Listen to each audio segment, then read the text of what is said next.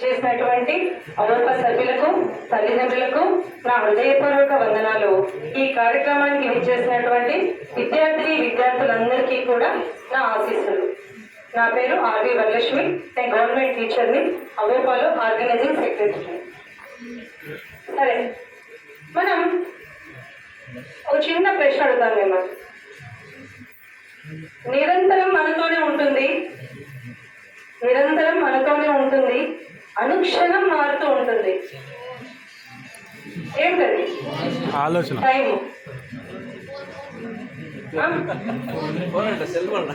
చెప్పాలి గట్టిగా. సెల్ ఫోనా? వస్తుంది. ఏమంటే చాలా అప్డేట్స్ వస్తున్నాయి. ఫస్ట్ మామూలు ఫోను, మళ్ళీ టచ్ ఫోను, తర్వాత ఇంకా పోర్టబుల్ ఇవన్నీనా? చెప్పండి, ఇంకా చెప్పచ్చు, నో ప్రాబ్లం. ఒకటి ఆన్సర్ మీ మనసు కనిపించి చెప్పడం నేర్చుకోండి. తప్పుకోవచ్చు, ఒప్పుకోవచ్చు. ఇంకా చెప్పాలి. ఎవరైనా పెద్దవాళ్ళు ఏం చెప్పండి సార్? నిరంతరం మనతోనే ఉంటుంది, అనుక్షణం మారుతూ ఉంటుంది.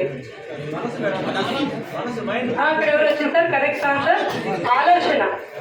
ఈ అమ్మాయి కూడా మైండ్ అని చెప్పింది ఇందు, కానీ ఆ మైండ్ లో వచ్చేటటువంటి ఆలోచన. అవునా కదా? నిరంతరం మనతోనే ఉంటుంది, అనుక్షణం మారుతూ ఉంటుంది. ఇప్పుడు చూడండి, ఫస్ట్ అబ్బాయిలు ఎక్కడ కూర్చోబెట్టాము, అమ్మాయిలు ఎన్నికి పంపించాము. మా ప్లానింగ్ అలా ఉండింది. కానీ ఇప్పుడు ఏమైంది?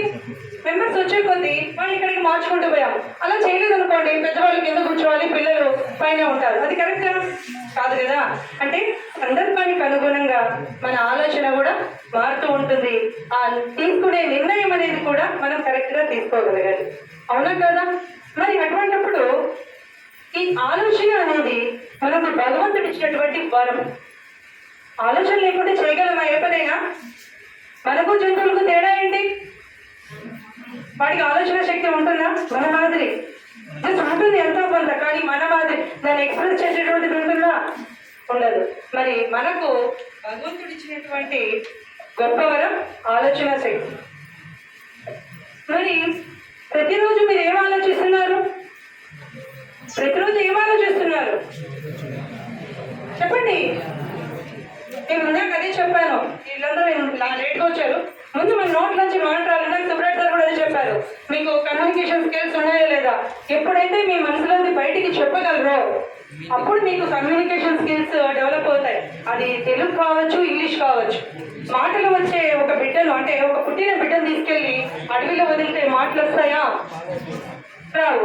మరి మీరు కూడా ఈవెన్ తెలుగు కావచ్చు, ఇంగ్లీష్ కావచ్చు, ఏ లాంగ్వేజ్ అయినా కూడా మీకు ఇతరులతో ఎలా ఇంటరాక్ట్ కావాలి, ఎలా మాట్లాడాలి అనేది మీకు తెలియాలా లేదా? మరి తెలియాలన్నప్పుడు నేను ఆన్సర్ టకటక ఈ 100 మంది పిల్లలు ఉన్నారు, కనీసం ఒక 20 ఆన్సర్లు గట్టిగా వస్తున్నాయా? రావాలి.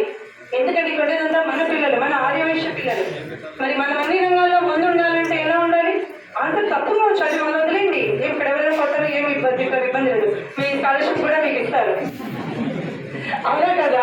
ఫస్ట్ ఎక్స్ప్రెస్ చేసేది రావాలి.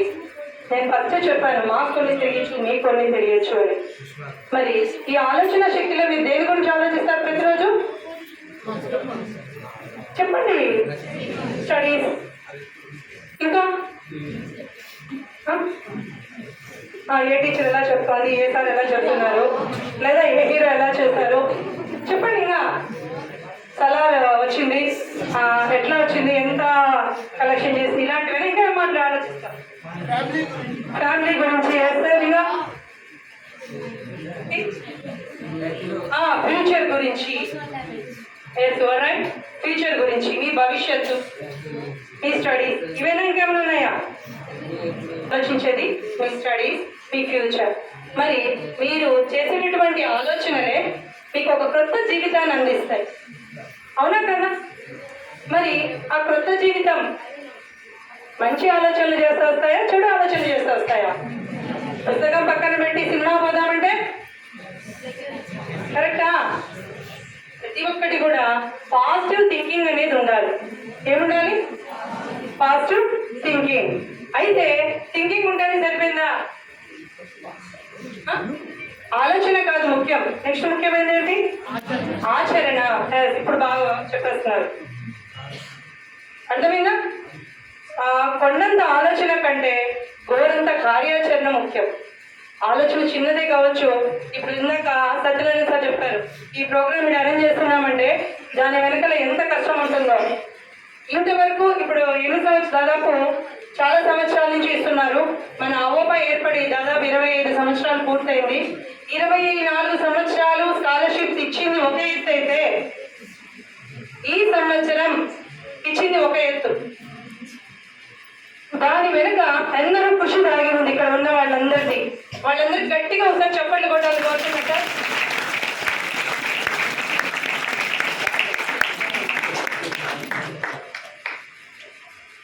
సమయానికి ఇవ్వలేకపోయాం, కానీ ఖచ్చితంగా ఆ కార్యక్రమం వెనుక ఎంతో మంది కష్టపడ్డారు. ఈ రోజుకి అది మనకు సక్సెస్ అయింది. ఇంకొకటి సార్, ఇందులో మన అమ్మవారి దయ కూడా ఉంది కాబట్టి అమ్మవారిని కూడా ఒకసారి తలుచుకుందాం. జై వాసవి, జై వాసవి, జై వాసవి.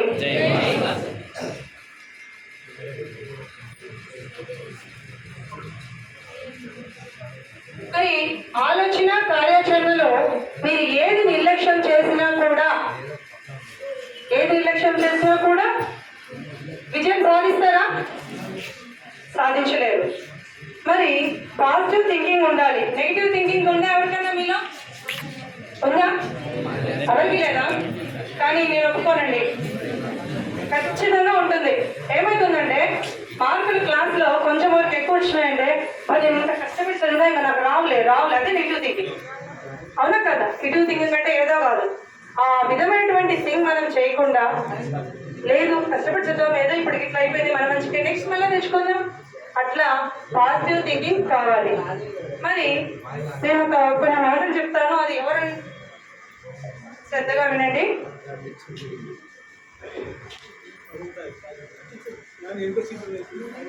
నెగిటివ్ థింకింగ్ ఏమవుతుందంటే మిమ్మల్ని ఏమీ సాధించలేదు. మరి మీరు సమున్నత లక్ష్యాలు నిర్దేశించుకోకపోవడం నేరం. లక్ష్యాలు ఎప్పుడూ ఉన్నతంగా ఉండాలి. వైఫల్యాలు ఎదురైనా భయపడవద్దు. వాటి నుండి పాఠాలు నేర్చుకోండి. భయపడితే పోటీ ప్రపంచంలో గొప్ప వ్యక్తులు, నాయకులు కాలేరు. అవునా కదా? ఇంకొకటి, క్రొత్త దారుల్లో నడిచేవారే ఈ విజ్ఞాన యుగంలో విజేతలు అవుతారు. అందరూ నడిచే బాటలో వెళితే వెనకే ఉంటారు. చూడండి, రోజు రోజుకి కొత్త మార్పులు వస్తున్నాయి. పాత ఫోన్ తయారు చేసే ఎవరినో కొంటారా? ఏం కొంటాం? కొత్తగా వచ్చిన వాళ్ళే కొంటాం. అలాగే మన ఆలోచనలు కూడా ఎలా ఉండాలి అంటే కొత్తగా ఉండాలి. అప్పుడే మీ జీవితం సరైన బాటలో సాగుతుంది. నిజమా కదా? మీరు ఒప్పుకోకపోతే ఇవి నా మాటలు కాదు, ఎవరి మాటలు ఇవి తెలుసా? ఏపీజే అబ్దుల్ కలాం చెప్పినటువంటి మాటలు ఇవి. అవునా కదా? ఇందాక సత్యనారాయణ సార్ చెప్పారు, నేను ఇక్కడ అంబేద్కర్ హాస్టల్లో ఉండి వారాలు దాని విధంగా నేను చదువుకున్నాను. చూడండి, అంత పెద్ద వయసు వచ్చినా కూడా వాళ్ళు ఇక్కడ చెప్పడానికి ఏం భయపడట్లేదు, సిగ్గుపడట్లేదు, ధైర్యంగా చెప్తున్నారు. అవునా కదా? కానీ ఫస్ట్ స్టార్టింగ్ లో కొంతమంది పిల్లలు వచ్చి ఇక్కడ మాట్లాడారు అంటే తడబడ్డారు, మాట్లాడడానికి సంకోచించారు. ఎప్పుడు కూడా అట్లా ఎప్పుడు కూడా ఉండకూడదు. మనం ఏదైనా కూడా ధైర్యంగా మాట్లాడగలగాలి. అవునా కదా?